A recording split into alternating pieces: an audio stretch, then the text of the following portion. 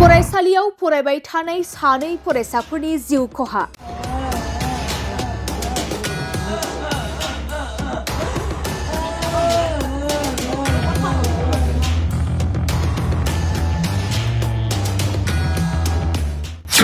आसाम अरुणाचल सीमायाव सानै फरायसाफोरनि गोथै सह मोनदों।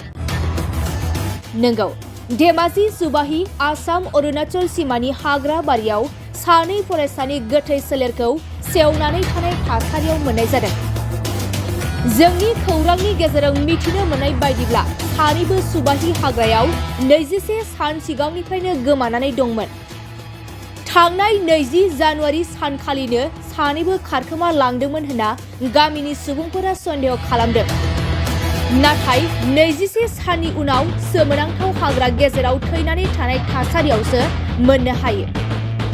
गोथैस' मोननाय हिनजावसाया 9 थाखोआव फरायगासिनो दंमोन आरो हौवासाया BA सेथि सेमिस्टाराव फरायगासिनो दंमोन होनना बे समाव खौरांनि गेजेरजों मिथिनो मोनदों।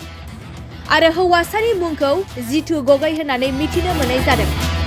बे समाव गोथै सोलेरखौ नायबिजिरनो थाखाय लेखाबालि पुलिस बिफाना पस्टमर्टमनि थाखाय लानानै थाङो। बेबादि सानै फरायसाफोरनि गोथै सोलेर मोननाया ओनसोल नाङैनो मोनसे सानस'हायै सोमोनांथाव थासारि सोमजिहोदों।